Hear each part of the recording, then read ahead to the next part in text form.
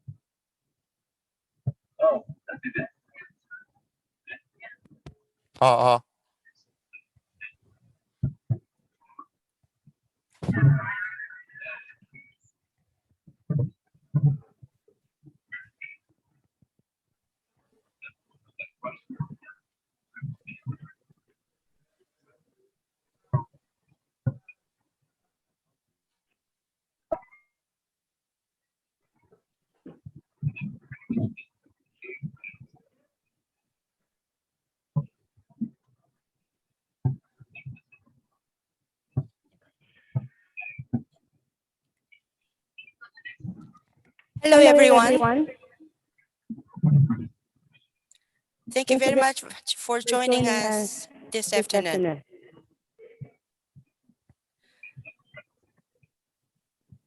We're checking the sound test.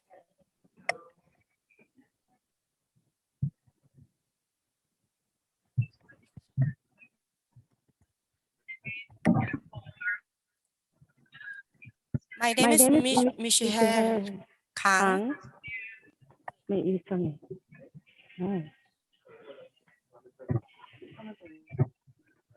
내가 이상해.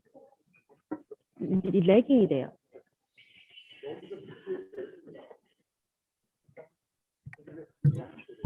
And I'm the host of the meeting today.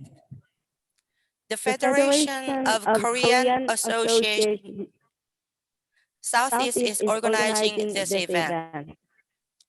The organization is composed of presidents of Korean associations in Georgia, Alabama, Tennessee, South Carolina, and North Carolina. This meeting was planned with the invitation of 4 AAPI Congress members in early February. At the time, we had never even imagined the increasing severity of Asian hate crime, culminating in the shooting in Atlanta, where 8 innocent people were murdered. The main office of Federation of Korean Associations Southeast is located in Duluth, Georgia, which is only 20 miles away from the Atlanta shooting site. Our AAPI communities are frightened that the shooting occurred in our neighboring city. Today, 4 Congress members will share their sides on what actions AAPI should take to fight against Asian hate crimes and racism, and what each Congress member can do to facilitate action against Asian hate crimes. Each member will speak for 15 minutes, and 5 minutes will be used to answer questions from the audience. I would like to ask high school and college students to leave your name and question on the chat in advance, and I will call your name to ask you to unmute if your question is selected. Please keep your question short since we only have 5 minutes for Q&A. The meeting was planned especially for the younger generation because we need the younger generation's mobility and powers to end racism and to achieve racial justice. Now, President John Choi of the Federation of Korean Associations Southeast is here for the welcome remarks. President Choi.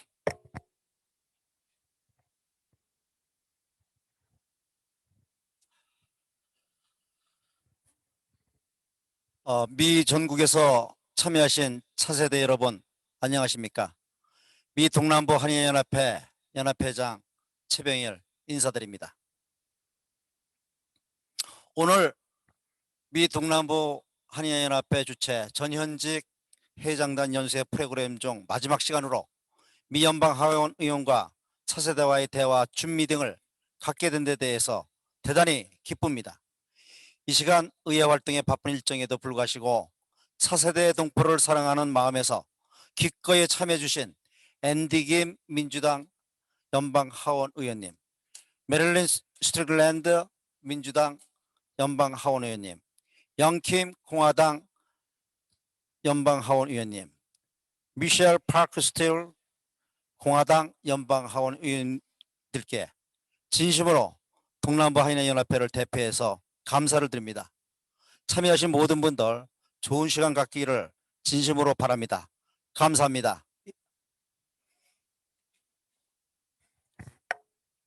Thank you, President Choi, for your remarks.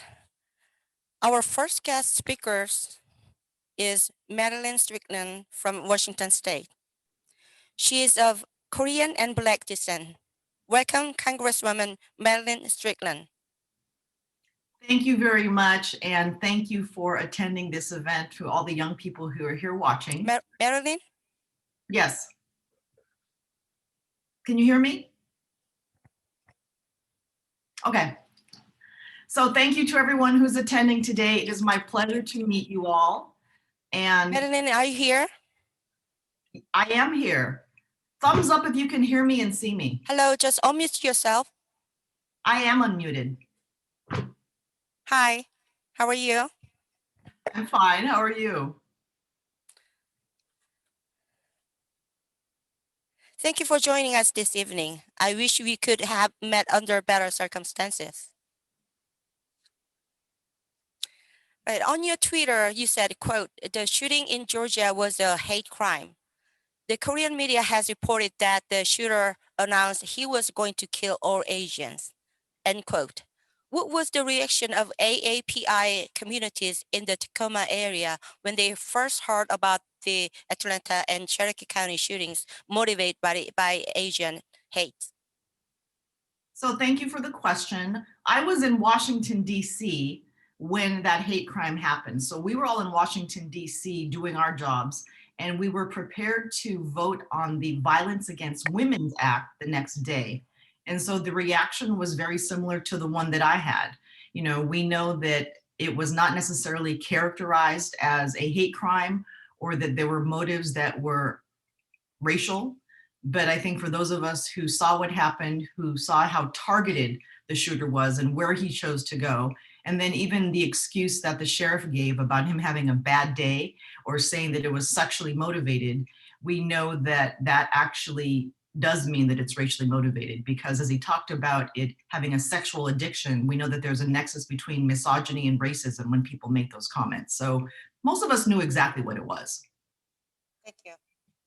We agree with that.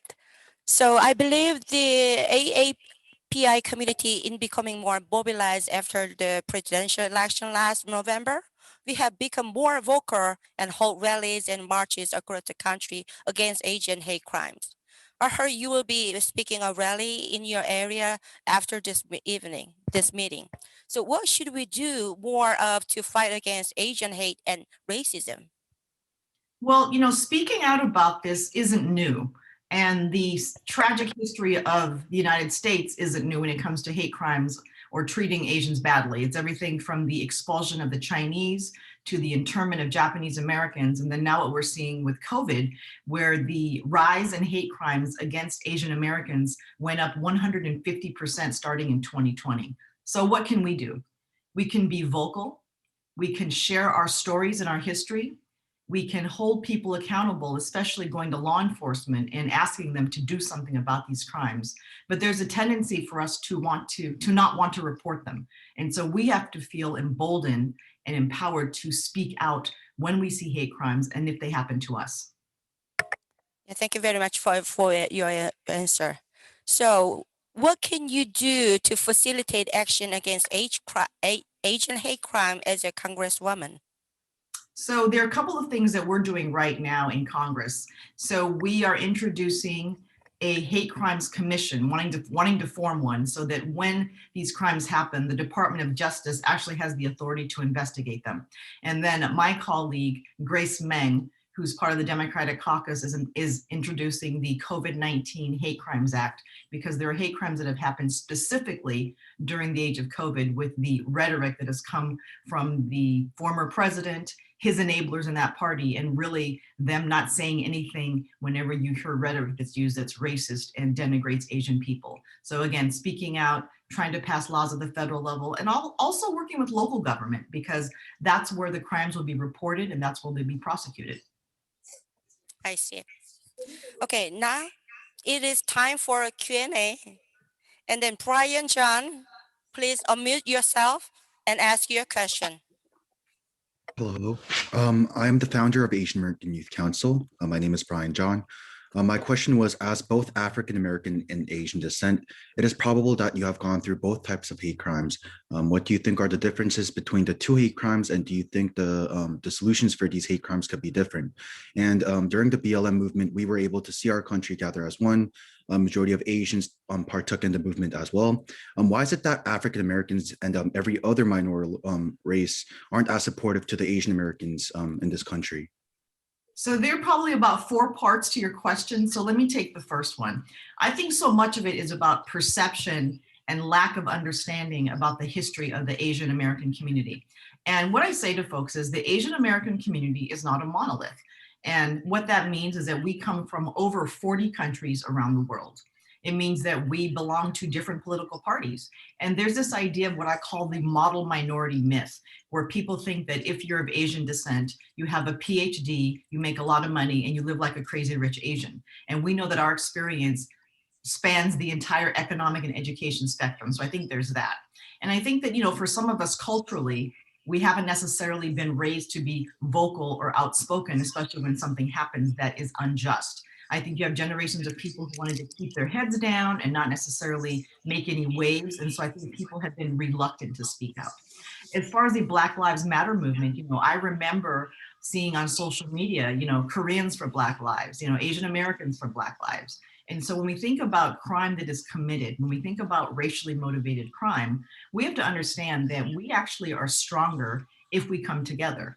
But we also have to recognize that within our own communities, there has been some racism. As someone who's half Black and half Korean, I know that there are African Americans who don't necessarily have good relationships with some folks who are Asian American. As an Asian American, as a woman who's Korean, I know that there's some people in my community who are racist against African Americans. So we have to find the critical mass of people who are willing to work together and think about how we're going to combat racism, hate crimes, and violence. And again, I think it just comes to the difference between the civil rights movement that was very focused on the rights of African Americans, and then now you're seeing a movement arise here with this hate crime violence that was really spurred with the hateful rhetoric that came out of the Trump administration during COVID. Okay, I think Melanie, she already answered your question, Brian. And I know it's time for you to go before your own rally, Marilyn. Okay. Thank you, Marilyn, for your sharing your insights on Asian hate crimes. And All right. actually, I was very heartwarming when I saw you in wearing a Korean traditional hanbok in your swearing-in ceremony. I loved it. I hope we can meet you again. All right. Bye now. Thank you. Bye-bye. Bye-bye.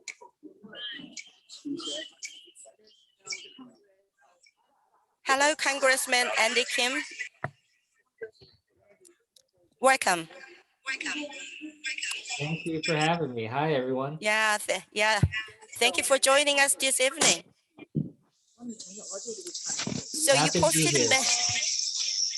So you posted many thoughts on Asian hate crimes on your Twitter. How did your constituents react to you speaking out on Asian hate issues? From my understanding, most of your district constituents are white and not part of the AAPI community. That's right. I represent a district in New Jersey that is 85% white, less than 3% Asian American, less than 1% Korean American. And my district voted for Trump twice. So I have a very conservative district. So it is not necessarily the place where you would think that this kind of conversation is happening. But that's exactly where I think these conversations should be happening as well, is that we really need to make sure that we are all working together to engage with each other, talk amongst the Korean American community, the Asian American community, all over this country. So we need to work to make sure we're connecting stronger. But I'll be honest, we also need to make sure that we are having this conversation with white audiences, with Black audiences and communities, with Latinx and others. So, we need to really make sure that we're pushing that. So I am doing my best to try to, first of all, connect with all of you and help you all get through these tough times and think about how we can lift up our voices together. But I'm also thinking about how we fold this into the broader discussion as a nation. How do we make this something that other communities that are not AAPI are going to engage in? So I feel like that's a big part of this mission for me as well. Thank you for your answer. So I saw your Twitter that in our hands, there's a new initiative you just created. Can you tell us about it? Yeah, happy to. So when I think about what is happening right now, there's a lot of energy that's out there. Your energy, my energy, other energy around this country focused on this issue in a way that it hasn't really happened before. I think many of you would agree that we're getting that attention from the White House, from Congress, from local officials, celebrities, and others. The question now is, what happens a week from now, 2 weeks from now, 1 month from now, when we know that this is going to start to come off of the headlines? This is not going to be front page news like it used to. What's going to sustain this energy? What's going to sustain our ability to engage? I really think that we need infrastructure as a community. We need infrastructure in this movement, something that's going to allow us to sustain this engagement. One thing that I've been looking at, and this was something I started engaging on even before the tragedy down in Atlanta or of the last couple of weeks. But I started a new political organization called In Our Hands. What this is trying to do is identify and recruit young, talented Asian Americans to try to encourage them to run for office. It could be a city council, could be a board of education, could be Congress, could be something else.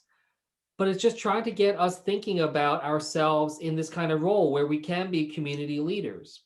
So this will be hopefully something that will help us try to connect in and talk with young leaders, essentially like many of the people here today. See if you're interested. Try to identify people who might not actually even be thinking about running for office yet, but just start having that conversation with them. Be able to tell them what it's like to run for office, what kind of training you would potentially need, what kind of support you would need. So this is something that's trying to help lay, again, some of that infrastructure around the country to be able to do this. And it comes out from some of the experience that I had when I first started running for Congress back in 2017. I had never run for office before, first time I've ever run. And I remember talking to some political experts down in Washington, D.C., and they told me, you seem like a nice guy and all, but there's no way that you're going to be able to win this seat in Congress in a district that's 85% white and less than 3% Asian American. They just said there's just no chance. So I just got tired of people just trying to limit what I think I'm capable of doing and trying to just tell me that my ethnicity and the color of my skin limits me from accomplishing certain things just because. And I won. This district that's 85% white that voted for Trump elected the very first Korean American Democrat in the history of our country and only the second ever. I'm the youngest Asian American elected to federal office in our entire nation.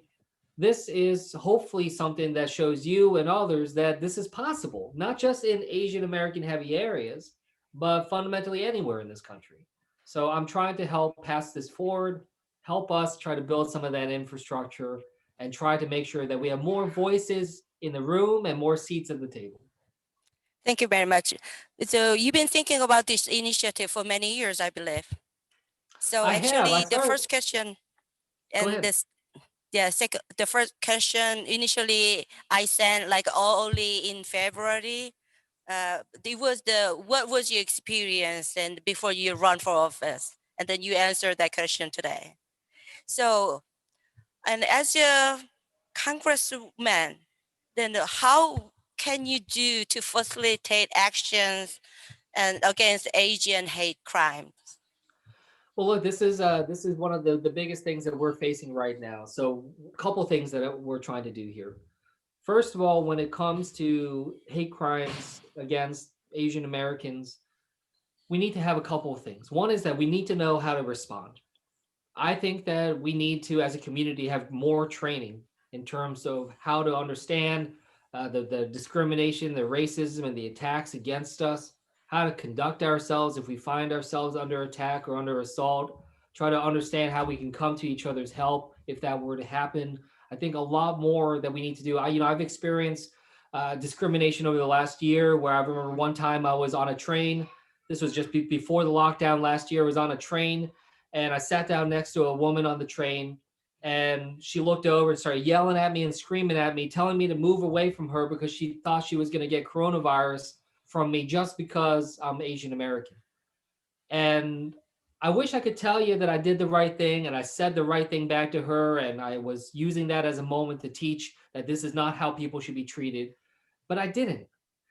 I ended up moving seats and I didn't have the right words to say back to her. And I regret that still to this day. I regret this. I wish I knew what to say. I wish I was better at that. So I need training, and I think other people need training on how to handle ourselves in that situation. Number two, we need to know who to contact. If there was an incident that happened, what is the reporting stream that we need to do to report that? I personally think that the vast majority of discrimination and attacks and violence and racism directed to Asian Americans is underreported. I've seen that the numbers have spiked compared to last year, but I think this is still just a tip of the iceberg because I don't think a lot of us know who to call. How do you report this? How do you talk to law enforcement about this? How do we get legal representation to help us navigate through that process? Who do we talk to in our own communities about these challenges? And how do we get in touch with the media and be able to make sure that we shine a light on this? Those are important steps in terms of who we contact. Number three, know who we can gather with. I think it's so important that we make sure that we are not alone if there's an incident that happens. And if someone else in our community has an incident, how do we make sure we come together and show them love and support? Show them ways that we can engage together to work collectively. Make sure the worst thing that can happen if someone has discrimination or a violent attack of some sort is to feel alone and to feel like no one cares and no one's listening. The last thing, not the last thing, but one last thing that I'm thinking about right now is know how to amplify. Know how to get in touch with me and others, the other members of Congress and others, about how we can amplify these issues across the country. Make sure we take these situations and move it up. My ability to be able to connect with the White House, I talked with them after these shootings in Atlanta, engage with them about how we can move forward in concrete legislation to be able to help get more resources to efforts to fight against hate crimes. I've been talking to Merrick Garland, the Attorney General, and his team about what we can be doing to be able to better address this immediately while Congress is taking action more broadly to be able to have greater resources and to spread the definition of hate crime to include the issues related to COVID and the coronavirus. These are ways that we can work together. But I wanted to come here today to tell you that I'm listening and that I want to connect in with you all going forward. Please don't hesitate to reach out to me in my office. You can check our website at kim.house.gov, and we can make sure that we're working together. Thank you very much for your answer. So we already know you've been representing Korean American communities in your tenure. So last Saturday, right after the Atlanta shooting, there was a Liberty Plaza marching and rally in Atlanta area, and Asian Americans and Black, white, young generation, and my age people or old people, they are all gathered together, marched together. It was a very historical moment, and I was so touched because this is not just Asian American hate crimes. It's hate crime is for everybody because this is a systemic racism. Everybody are victims. So the solidarity and unity is very important at this moment. It absolutely is. And, I hope you feel that solidarity from all over the country, but it's so heartening to see that happening there in Atlanta, across Georgia.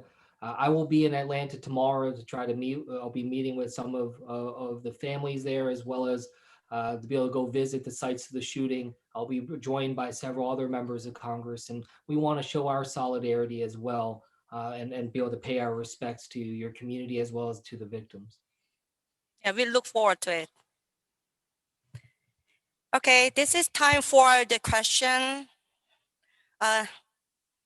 Eric An, are you ready? Just unmute yourself and just ask questions. Hi, my name is Eric, and I'm actually a college student from New Jersey. And I think you already touched upon this before, but it's been kind of traditionally hard for Asian Americans to get involved in the political process.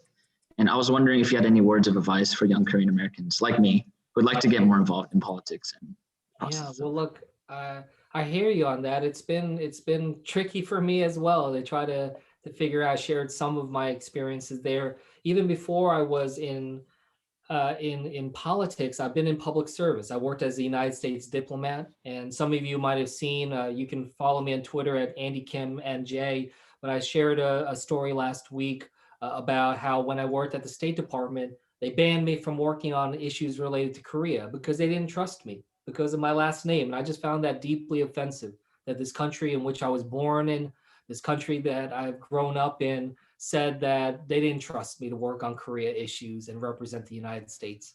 So I've always feel this element of being treated as an outsider, treated as a foreigner. And that can be enormously difficult, Eric, in terms of how we motivate ourselves to take those steps. What I'll tell you is that, let's try to work and help you find a foot in the door, whether that's an internship on Capitol Hill or in some other, level of government, or, finding some ways for you to make some connections. I think as you think about and decide what kind of work you want to do, what kind of issues you want to focus on, please keep in touch with me and others. I'd love to stay in touch and see if there's any advice I can give you. There's no beaten path to politics. And I think that's what makes it actually even more complicated because, it often is about kind of making connections and finding opportunities. And for me, the first time that I showed up for an internship in DC was the very first time that I went to DC as an adult. I didn't know a single person in that entire city. I was not well connected at all. I didn't have any ties. My family, my parents have no ties to politics. So it was very intimidating. What I would just say is don't be intimidated. You have every right to be able to do and fight for whatever it is you want to fight for. And you have the same voice as anybody else does. And I'd love to work with you and stay in touch to find ways to realize that. But I think we need to look out for each other. I'm going to try to find ways to do that for folks interested in running for office. There's a Korean American and an Asian American association on Capitol Hill that are connected by the staffers that work. Korean American, Asian American staffers on Capitol Hill, and they've always wanted to connect in with people who might be interested in internships and others. So you can search for those online and maybe connect in with them if that's something you're interested in. And if you're interested in internships or other opportunities in the executive branch and other places like that, again, we can try to help make that clear in terms of how you can find those opportunities and apply. But I really hope you give it a shot and try to find ways to get into politics. Eric, you got enough answers from Andy Kim? Yeah, no, that was great. That was great. Thank you very much. So before you come down to Atlanta, I would want to give you some heads up. Mm-hmm. So this meeting is held by the Federation of Korean Associations Southeast, and we are in Norcross, Georgia. So it is only 13 miles away from the Atlanta shooting site. So right after the shooting, AAPI and other community members had a march and rally, as I told you, and Korean Americans had the vigil last Thursday. That's the basic information. And we look forward to seeing you on Sunday. Yeah. And thank you very much for your time. And we look forward to have another opportunity to speak with you. And thank you Anytime. and bye. No, absolutely. Thank you so much, everyone. Please stay strong, stay healthy, keep working with each other, and I have your back. And please, if there's anything I can do, please don't hesitate to reach out. Thank you, everyone. God bless. Thank you, Andy. Bye-bye.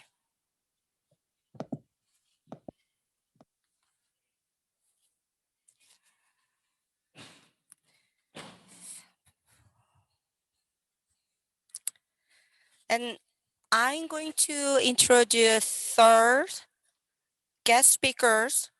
Welcome, Congresswoman Michelle Park Steele. Thank you very much. Thank you, Michelle, for inviting me. We have the same name, so I'm just so grateful. I was born in Korea and I was raised in Japan, so I speak Korean as my first and Japanese my second. And you know what?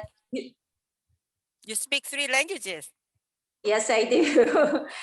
I have an accent on my English part, but you know, when you were raised in Asia, especially my age, that you know what, my dream was I wanted to be a housewife, and I don't know what happened right now that, you know, I want to be a good mom, I want to be a good wife, and that was my dream. So when I was in Japan, I went to Nihon Joshidai, that's Japan Women's University, and you know what, we were learning so many different stuffs that, you know, you have to play golf, skiing, and you know, swimming, and you try to be a great corporate wife. So you know, that's the way I was trained. But now everything really changed. My mother came as a single mom. My father was a diplomat and he passed away in Japan. That's the reason that, you know, my mom and with 3 daughters, we came to United States, and my mother opened up the clothing shop in downtown Los Angeles. And, you know, she was helped by her best friend to open up. So I used to go to college early in the morning, 7 o'clock class, and then worked all day. I was a salesperson, I was a buyer, and I was I was hiring, firing, and I did everything at the store. And then at night that I went to night school. So that's the way I graduated from Pepperdine for undergrad for business management, and I did an MBA from USC in California. So I am just so grateful. But when my mother opened up the clothing shop, and it was 7 days working, long hours, and she, you know, was ready to move, because most of first generations, they work long hours to support their families. My mom said, you know, I think I'm gonna just move on to building sandwich shop. That's Monday through Friday, and it's just serving only breakfast and lunch. So when she moved on, the State Board of Equalization, that's the only elected tax agency in the nation, only California, that's, you know, you have to run. And each district actually represents 9 million people. So, you know, California is one of the biggest state in the nation. So 9 million people, and they are collecting not just sales tax at that time, $43 billion per year, plus they are the tax court. So when you have a problem with any tax agencies, and then they are the one actually, you know, those 4 members of Board of Equalization member and controllers, so 5 members are the judges that they're gonna decide that's tax agencies right or taxpayers. So my mother actually paid the taxes accordingly. My mom was a teacher in Korea and Japan, never cheated even 1 penny. But when you're ready to close down, that your inventory goes down. So she paid the sales tax accordingly. But after she closed down, she got a tax notice from Board of Equalization that you used to pay this much tax, you didn't pay enough, so you cheated. So you owe us additional tax plus fine and actually penalty and interest on the top of it. Most of first generations, they don't speak English. Usually what they do, they pay the taxes that they didn't owe, plus on the top of it, penalty and interest on the top of it. So Board of Equalization seat opened up a few years later. I told my husband, I'm running because I want to help small business owners. My husband said, you know what, political office positions are very, very tough. I don't know you can handle it. You really want to do it. If you do it, then I'm going to support you. But I don't think it's really good idea that you want to go into politics. I said, I can help small business owners. I can do much better job than anybody else because I have a compassion to help business owners. I ran. I didn't know.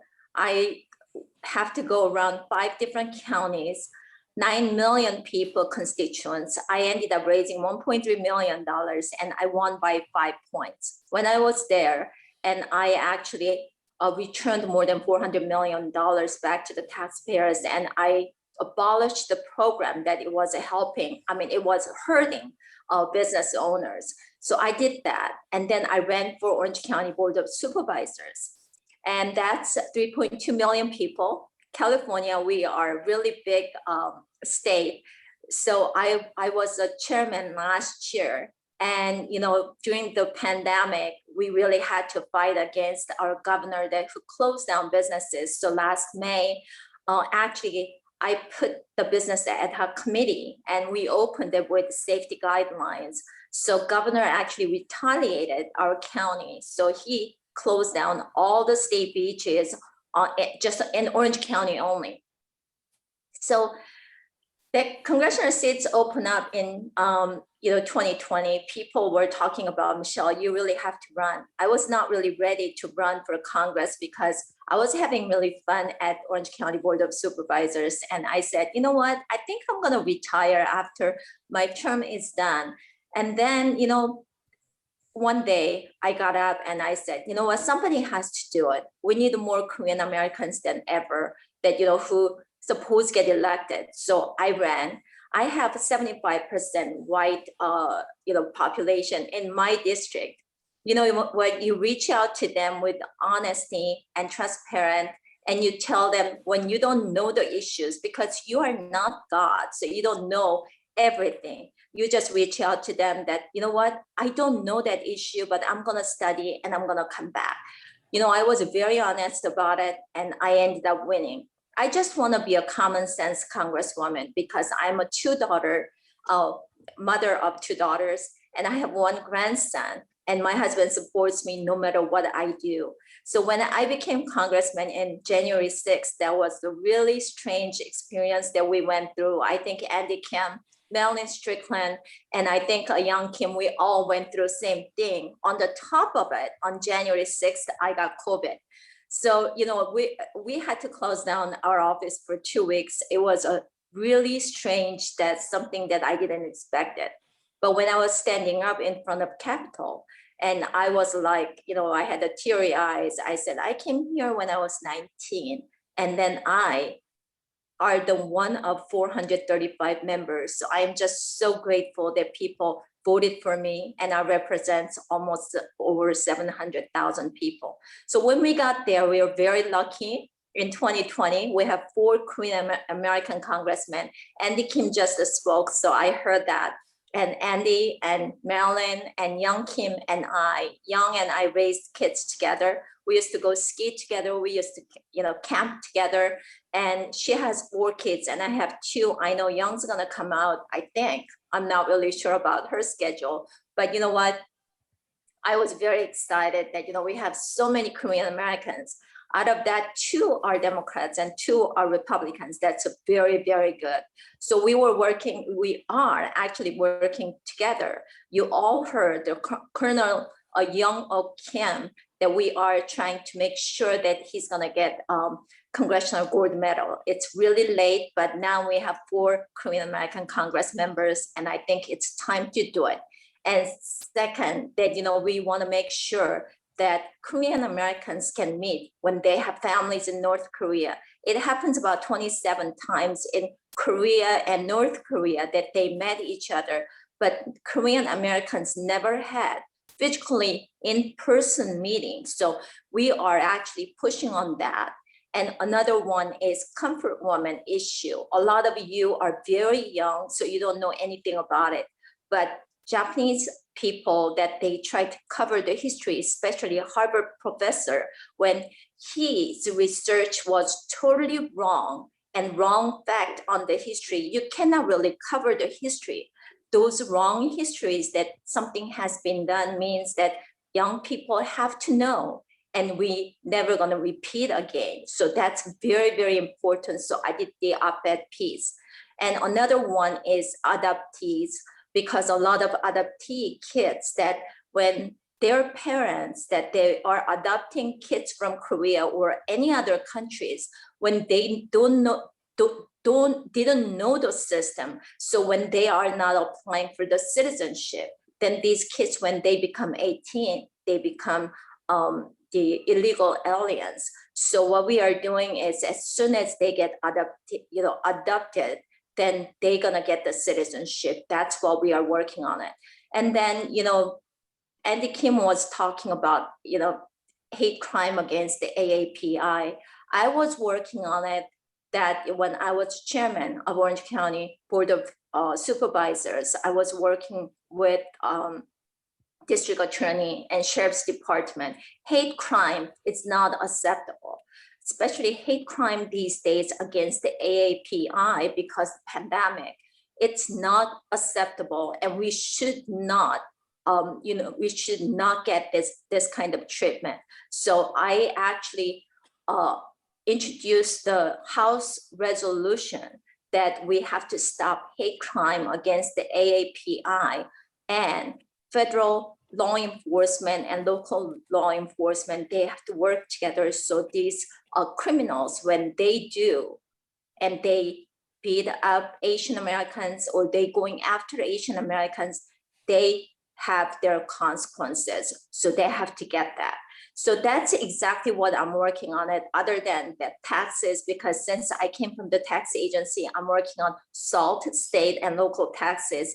I don't think you guys know much because Georgia and that area is actually not much of state taxes. In California, we pay 13.3% state taxes, and they're thinking about raising 16.8%. So I'm working on other stuffs too, but that's mostly related to Korean Americans. And I'm very proud to be representing, over 700,000 people in my district. And actually, I am first generation Korean Americans. I want to just tell you young people just one thing. I did it. I think you can do much better. So that's what I want you to know. And you know what? Same as Andy Kim's office. My office is always open. Just call us. We have an internship programs that I've been having it. So one of my staffer from Board of Equalization became mayor, and one of he was Korean American, and one of my another staffer became assembly member. He was Vietnamese Americans. So I've been supporting Asian Americans to come and join politics, and I'm working very closely with all young kids. So when you need anything, open door policy, just reach out to us. And I know you can do much better than what I accomplished. But this is the American dream, and I reached there, and I'm ready to help younger generations. Thank you, Michelle, for helping me, and thank you for inviting me today. Thank you very much. And you have a long story to share with us. Yes, I'm also a first generation immigrant Asian woman. So we've been working very hard, raise children here, and work forward to be succeed in professional. And here you are a congresswoman. Very proud of you. And Thank you. You are working on the very sensitive issues such as comfort women and the Divided Families Act. Mhm. Okay, I'm going to ask Chang Jun to open up your mic and then unmute yourself and ask questions to Congresswoman Michelle Steele. Good evening, Congresswoman. My name is June. My question is following. I am sure that you have experienced the discrimination within the Congress, and I would like to ask you, what was your experience and how you overcame? June, you know what? When I've been in politics for how many years? Since 2006, I was called, let's start, murderer because the homeless people. I was an idiot, and I was, I've been called the racist Big B, and you know what that B means. And I was, one guy was shouting at me that we don't eat dogs like you do. And last year that I was working on the, I was working as a chair, so I had to run the meetings, and somebody called me that I'm Chairman Mao. So you know what? You've been called. They are not my enemies, and they are not because of, they're calling me because most of those people actually, they're calling me because somebody has to be a scapegoat. So you know what, they're just going, so you know what, you ignore it, you do the great job, and you go out there and you do your own job, and you get your own credit, then you know what, everything is going to be okay. But when they physically come and beat the innocent people, I'm a politician, so you know what, whatever I've been called, whatever that they are calling me, or whatever they try to accuse me, is totally different. But when you are innocent, that bystanders or Korean Americans or just any senior citizens, especially Thai senior citizen who was 84 years old, and he got beat up, and in 2 days that he passed away in San Francisco area. Especially hate crime is about 44% out of 4,000 hate crimes against the Asian Americans happened in California. So there's a lot of things that happen. What you have to do is you have to protect yourself. I always tell, senior citizens that, make sure that, you take some sticks, or you have to, go with some younger generations, and when you walk, and you have to really be careful. And at the same time, I go out and make a lot of noise, like op-ed piece, and then do the shows, and introduce House resolutions. You going out there, and then you tell them that this virus last year for COVID-19, it's getting better because California has been opening up little by little.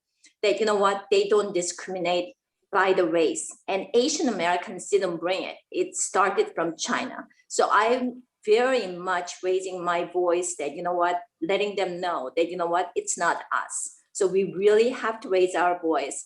I'm joining actually rally on Monday that in Leisure World, because one gentleman who passed away, 74-year-old, and one of their member, it's a Leisure World is senior community, senior citizen community, and there's about 9,500 people living there. Out of that, 2,000 are Korean Americans. Somebody sent a letter to widow who just lost a husband, and they said that I'm glad Byung, his first name is Byung, Byung is gone, one less Asians, and you go back to your country. So we're gonna have a rally, and we're gonna go out. I made a call as soon as I found out the community association. So we're gonna have an emergency meeting. We already had one last week. So working on it, you really have to put your hands in, and you're gonna work with it, because it's not gonna just disappear. Hopefully it's gonna disappear after virus is gonna be gone. But you know what? We cannot really, we cannot really, keep getting these hate crimes. So we really have to stop that. Thank you, Michelle Steele, and for your time. Thank you. And Thank you, ma'am. Thank you for sharing. okay. And I hope you've been representing all Korean Americans and Asian Americans in the nation. And we look forward to your action on Asian hate crimes as an AAPI Congress member.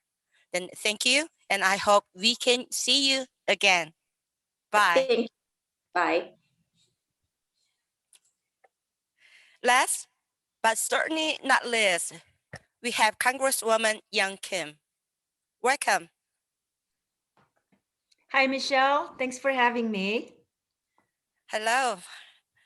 Okay, your district is comprised of Los Angeles and Orange County, including the city of Fulton that has a large Korean population.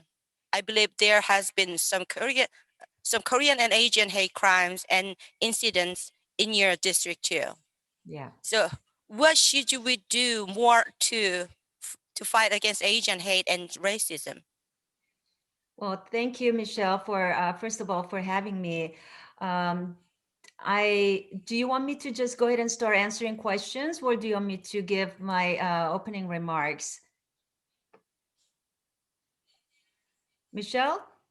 I'm here. I'm sorry. Okay. Yeah. So yes, I will go ahead and talk about that because it is a very, very important issue. It is very personal to me too. But I would be remiss if I don't start my remarks by thanking you for hosting this event. And also, I understand this event was put together by the Federation of Korean Associations Southeast for, bringing the young future leaders together to have a dialogue with the national leaders and community leaders. So I want to thank you for giving me the opportunity, but I also want to thank you for your efforts to build the Korean American political empowerment and developing our next generation of leaders to be representatives of our community, especially the Korean American community, and then at a larger community in general. But I think your focus is also to help them seek various government positions. So thank you for what you do. I know this event was scheduled way before recent events, but this discussion, and I was listening to Andy, I was listening to Michelle before I got on. So this discussion is really timely, I must say. And this is also personal to me as a Korean American. And I'm proud to stand with the Asian American community today and always. So I want to talk about how I feel about what's happening and what we can do and suggest some of the things that you can do as a community leaders, as well as our young leaders that I see on this Zoom call. Since the beginning of COVID-19, we have seen increasing number of Asian Americans becoming targets of hate across the nation. And you've heard the number, it keeps increasing. The last time I spoke about this issue, and that was just a few days ago, we had over 3,800 reported hate crimes against Asian American and Pacific Islander communities nationwide. But it's more alarming that the number of attacks against seniors are also rising. And the senseless attacks and the violence that we saw that took the lives of 8 people, including the 6 Asian American women, this was heartbreaking to watch. And this comes at a time when violence and attacks against Asian Americans are on the rise. So I feel your pain. I share your concerns, because this is the hate and the bias and attacks that is uncalled for. And we've seen these against Asian American community, and they're just simply unacceptable. And we're calling out for them to stop, because that's wrong and has no place in our political discourse and is contrary to the values America stands for. Hate is not reflective of the country that welcomed me and my family from South Korea decades ago. My family came here exactly 4.5 decades ago.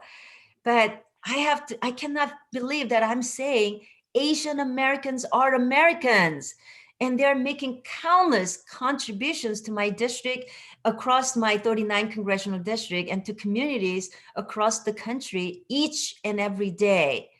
And my family came to the US in pursuit of the American dream, just like all of you did. Many of you youngsters here were born here because, I have 4 children who were born and raised here. But we are all Americans with different ethnic groups. We came here from South Korea. I first landed in island of Guam. And I remember walking along the beach as a young girl with my mom to pick up cans and bottles. And we would bring back any money that we made from recycling to our church, because that was our way of giving back to the community that welcomed us. as immigrants, we're Americans, and that is deeply embedded in who we are. And then I went to Hawaii from Guam to finish my high school. And then I came to California to put myself through college. I went to USC, and I remember working 2 jobs and going to school full time. At graduation, I remember seeing my parents as I walked down the aisle to receive my diploma. And they remember my parents only had equivalent of elementary school. So I saw their eyes and the tears coming down. And so you can imagine how proud they must be to see their youngest child graduating from college. You see, my parents' generation, their American dream was to see their children graduate from college and getting a good job, or in cases of, women like us, marrying into a good family. And so that's the kind of background I grew up. So I thought to myself that graduating from college and getting a diploma, that is my American dream. But you know what? That was only the beginning. I was then able to start business, raise a family, give back to the community. I was lucky to meet and start working for Congressman Ed Royce, my former boss. And then I went on to run and be elected to be the first Korean American Republican woman to serve in the California State Assembly. You see, I was breaking the glass ceiling.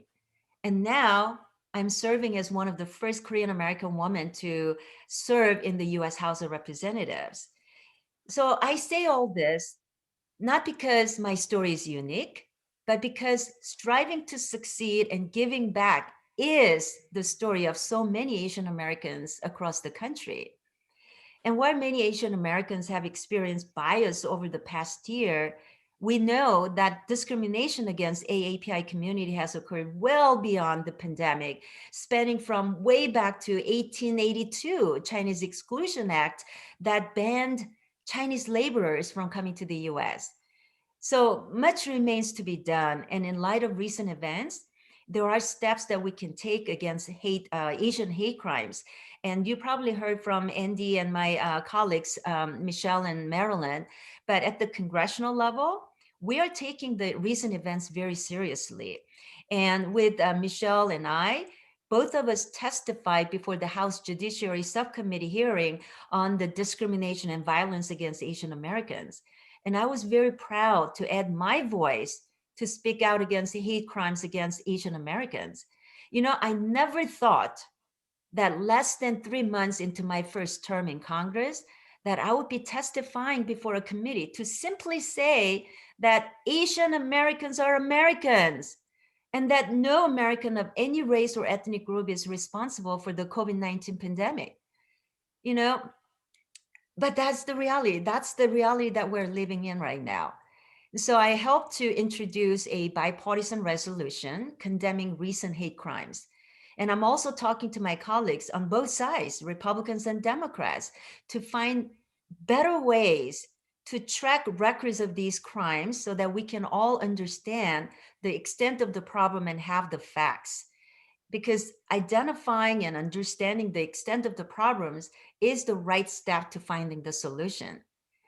However, no matter how many laws and resolutions and bills that we pass in Congress, we cannot legislate people's hearts and minds.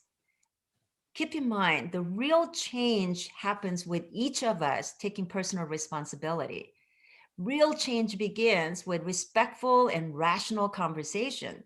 That is why I'm encouraged by this dialogue that's taking place across the nation, by having conversation and answering questions from our young leaders that I see here today. I hope we can use this recent tragedies as an opportunity to unite and take positive and constructive action. And also we need to focus on education, because education is constructive. It is the antidote to ignorance. And the Asian American community can do its part to educate others about our community and continue to contribute to this great country like we always have been, and show that we are Americans. And so there are some other things that I think that we can do, because I know, Michelle, you wanted us to talk about what we can do. Continue this dialogue and organize church gatherings or participate in community gatherings like this, and then listen and share experiences. And I also recently, just 2 days ago, participated in a dialogue hosted by Cal State University Fullerton. And I was encouraged to see so many students speaking out as well. And I saw other community leaders coming together to show their solidarity, to lend their support to what we are facing in our Asian American community. So that was very, very helpful. And few other things that you can do. You can send a letter to the editor. You can write an op-ed in local papers like I did. It's not just for the elected officials. You know, I wrote an op-ed that was published in USA Today. So you can Google and find out my thoughts, which is very similar to what I'm sharing with you right now. But I also was very encouraged that I saw the joint letter that was signed by over 60 AAPI leaders. That includes like former secretaries Elaine Chao, Secretary Norm Mineta, Ambassador Gary Locke, you know, and then many more. They are the AAPI leaders. They have served under the Democratic and Republican administrations, and they are issuing a bipartisan call to action against anti-Asian hate.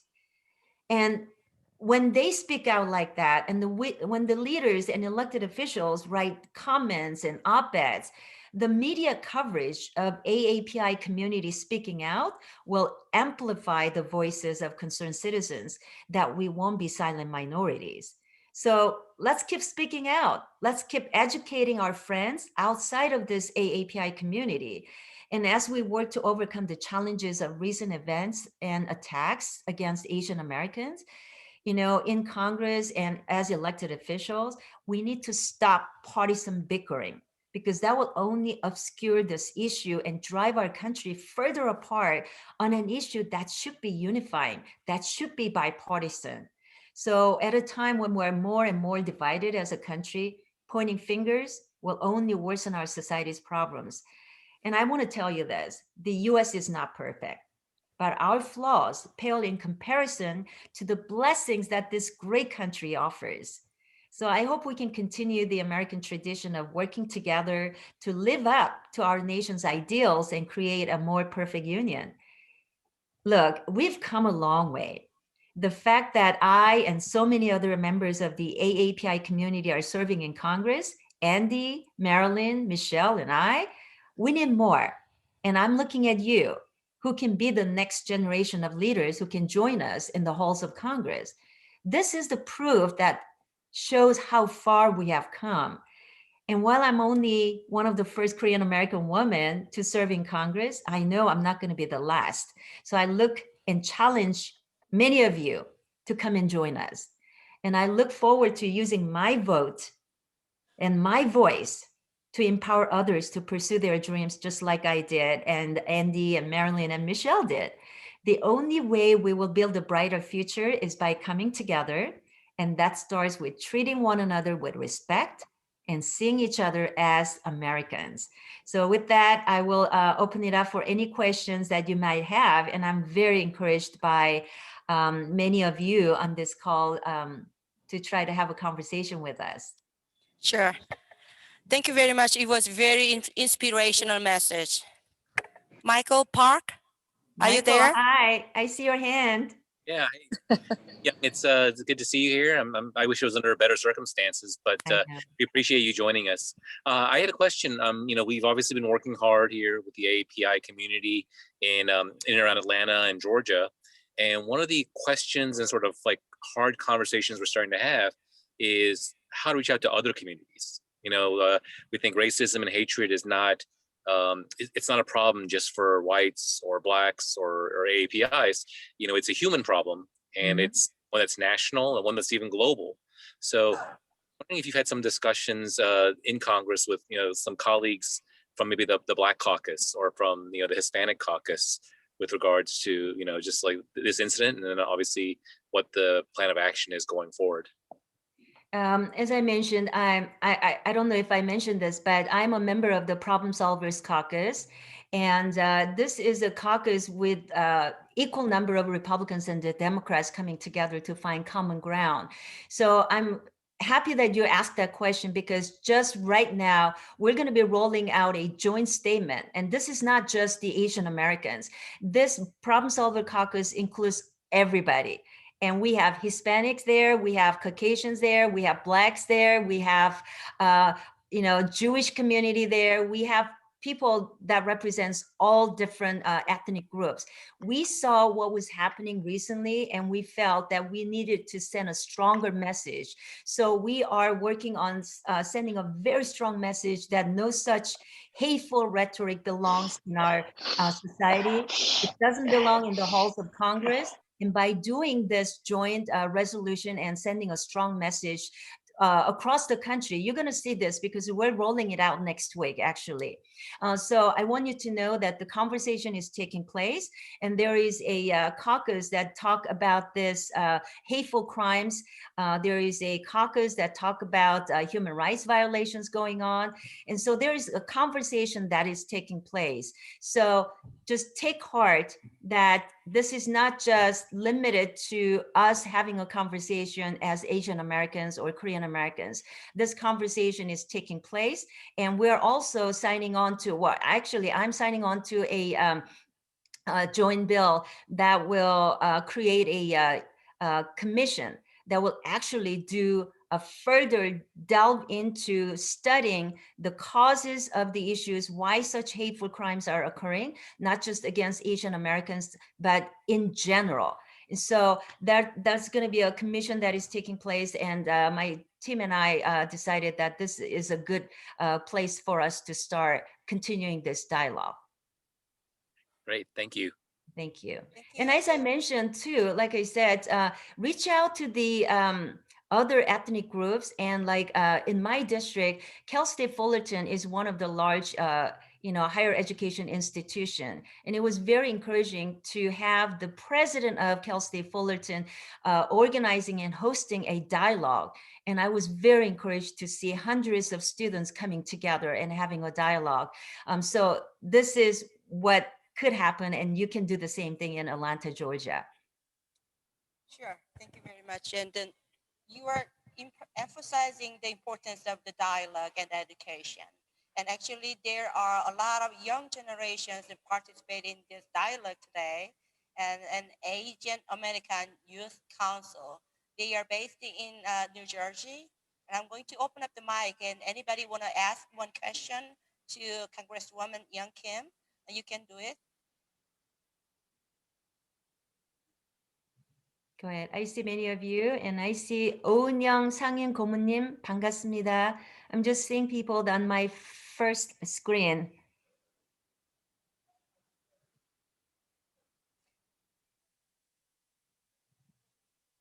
Oh, okay, I think we had enough conversation and more dialogue.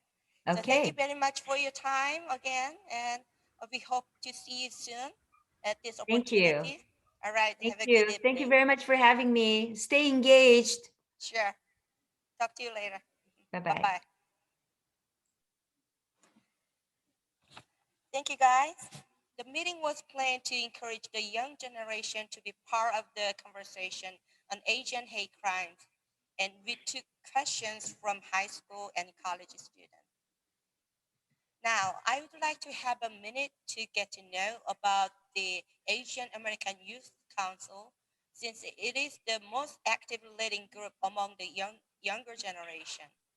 Ryan John, please share with us information about the Asian American Youth Council. Can you hear me? Okay. Well, first, thank you so much for your invitation to this meeting.